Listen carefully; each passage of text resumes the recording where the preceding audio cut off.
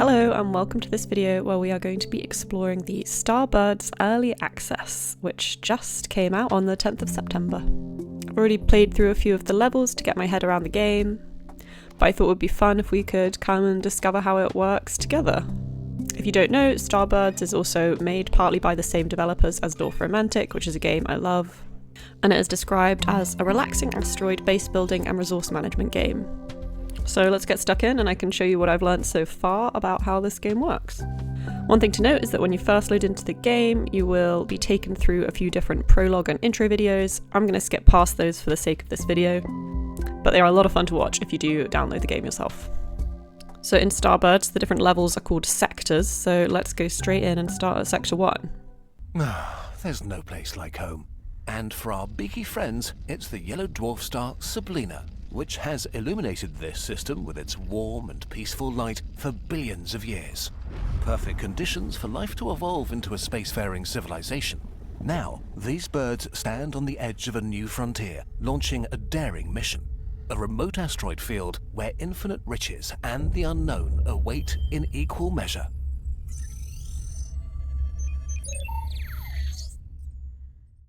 So there's a bit more to that video, but I'll let you watch that in your own time, as I don't want to give away too many spoilers in this first video. We start the game with a bit of dialogue between a few characters who we'll come to know and love as we're playing through, including the captain and Rust, and they basically just set the scene for us in terms of what the Starbirds are actually doing here, and set up a few of our initial quests as well. I'll leave the speech bubbles up on the screen so you can pause the video and read through it if you would like, although again, for the sake of this playthrough, I shall just take us straight to the game.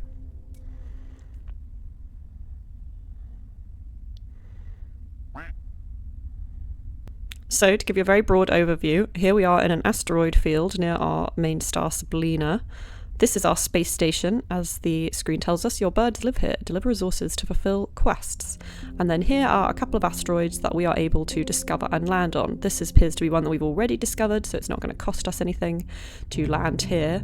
This one that is edged out in pink, we will need to pay some tech points if we want to discover. So obviously let's go to the one that we have already discovered. And very quickly we're given our first quest from the captain, which is to deliver 6 pieces of iron, and so I'll go ahead and accept that. And then I will come and explore this asteroid. I can already see there's iron here because when I click on it, a little pop-up comes up in the right hand corner, and that tells me there's iron and aluminium here. The game will take you through some very easy controls. This tutorial is honestly about 30 seconds when you do it for the first time. The game is super easy to use, and so I won't go over it here because it really won't take you very long to get your head around the controls as soon as you're in game. So first things first, I've got a launch pad here and I need to build it on one of these large glowing craters, so I'm going to go for just here. To give you just a very quick tour of the screen, up in the left hand corner we kind of have all the information about what we already own and our status, so we've got 250 credits. Just below that it will be shown how many tech points we have, but we don't have any of those yet. Down the left hand side here we can always see all of our quests, and we can have more than one at once. Down the bottom we've got all of the different buildings that we can create. Currently we've only got this extractor listed here, but this will expand out as the game goes on. And down on the right, we get information about whatever building we have currently selected. So currently our launch pad is selected. Looks like we might be able to level that up in the future, but that is not concerned for now. So to fulfill this quest, we're going to need to collect 6 pieces of iron. The idea here is that this asteroid has resources. If I hover over this shiny bit, I can see that this shiny bit contains iron, which is exactly what we want. What I'm going to need to do is build an extractor on top of this iron, link it up to my launch pad, and then the launch pad will automatically send those pieces of iron back to the space station, and that is what will fulfill the quest. All the different resources look different, so I can see this one is iron and this one is aluminium. It pops up in that bottom right hand corner if you're not sure from the symbol what it is. But for now, let's go ahead and build an extractor or 2 on top of our iron. And then to connect it up to our launch pad, I simply click and drag, which paints a pipe, and they are connected up. And now we can see this quest is slowly being completed. or actually quite quickly being completed. There we go, we finished it. And so it turns gold when we've completed it, and that means I can click on it and I can see that I'm going to collect 200 credits from completing this quest. So I'll click on it and my 150 actually went to 450, so that was 300 credits, I guess. I don't know if I did maths wrong there or if they did maths wrong there. And as the game says, each launch pad can't have more than 4 extractors, so I've only got 2 here, so I could add 2 more if I wanted to, but there's no need for now. The game is also asking me to build a second launch pad in order to increase my efficiency, so why don't we come over this side of the asteroid where we're quite near all of our resources.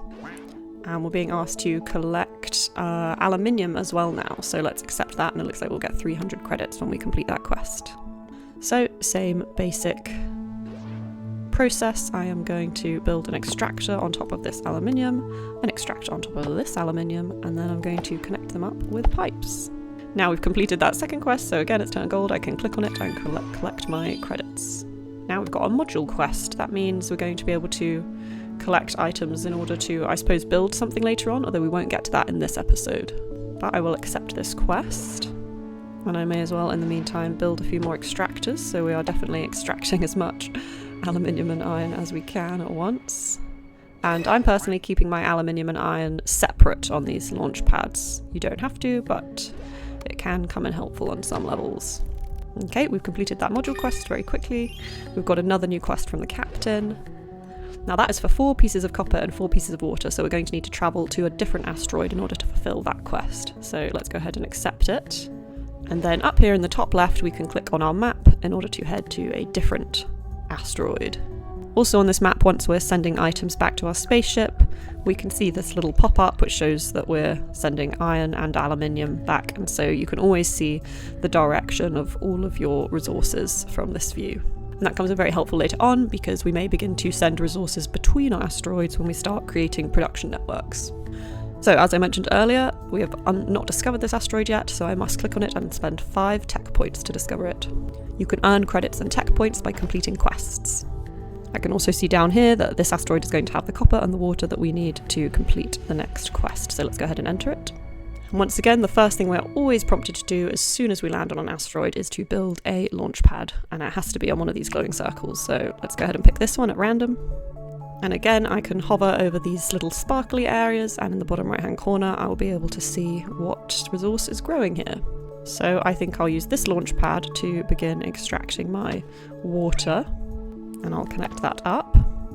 However, Ruth has pointed out that we're out of credits, which is a very astute observation. Luckily, you don't really get stuck when you run out of credits, because you always have this little shiny rover that you can plop down on your asteroid, and these smaller shiny areas basically represent credits. So as I run around in my little rover and drive over them, and I'm just clicking on the rover and dragging him in order to do this, I can see that the credits in the top left-hand corner will slowly rise. So this is quite a good activity to do. Sometimes some of the quests take a little while to fulfill, so you can just spend the time waiting, running around in your little rover instead.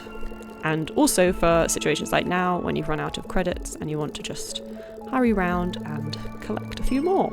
Alright, we're doing pretty well again. I'm going to build a second launch pad in order to extract this copper. I'll need to build an extractor on that copper as well, and then connect them up. And then we should slowly work towards being able to complete this quest. And once I've completed this quest, I could build a few more extractors too if I wanted to. As I said, I'm keeping my launch pads separate, so I'm having this launch pad do just copper and that launch pad do just water. You don't have to do that, especially in the beginning if you don't want to spend loads of credits, but I personally like to keep my different resources separate. Okay, so the captain is suggesting that we also need to get some oxygen. So oxygen is the first resource that we're not going to outright find on an asteroid. Instead, we need to create oxygen from another resource.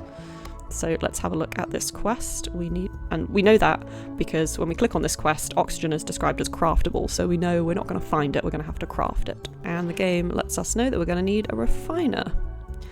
So again, being able to research new buildings also costs tech points, and so I'm going to click on this refiner and say yes, I would like to spend my 10 tech points learning about what a refiner is. In the meantime, I'm going to build another couple of extractors so that each of these launch pads are sending water and copper over efficiently. Okay, now we've completed researching this refiner, so let's click on it in order to claim it. And then I'm going to be able to drag it from my buildings list onto the asteroid in order to build it. Now I know that oxygen is crafted from water, so I'm going to build my refiner just next to this little water source. And the game confirms this. I'm going to need to put an extractor down on this water, and then I can drag from the extractor to the refiner, and if I hover over the refiner, I can now see that it's creating oxygen. So then I'm going to need to send this oxygen back to the space station using one of my launch pads now. Again, I could connect up to one of the launch pads I already have, but I'm going to keep my oxygen separate. So I'm going to build a new launch pad and connect my refiner up like that. And again, to make sure we're producing oxygen efficiently, I'm going to build another extractor and also another refiner, and I'm going to connect them up together and then to the launch pad. And now we are sending 2 oxygen each time. And it looks like we've completed this quest, so I can go ahead and click on it. The captain appears to be happy with our work. We've also got Stella very happy, who I think is our kind of resident bird scientist. And this is when they're introducing a kind of new bit to the story where we're gonna realise that we're able to travel to many other asteroid fields as well. So that first map that we were looking at just then, that is just one asteroid field around our current star, which is Sablina. And we're going to be able to travel to new asteroid fields, and even in the future new stars as well. But as you can see, we have reached the end of Sector 1, so I can choose to stay here if I want, especially if I wanted to try and maybe complete some of the rewards. And that is your very first introduction to Starbirds. This game is super addictive and also really does develop in complexity as you go on through the sectors, but it moves at a pretty good pace. I really hope you enjoyed this video. If you did enjoy this introduction, perhaps I'll make another one where we travel to the next sector so you can begin to see some of that complexity develop. So thank you so much for watching, and I will see you in the next one.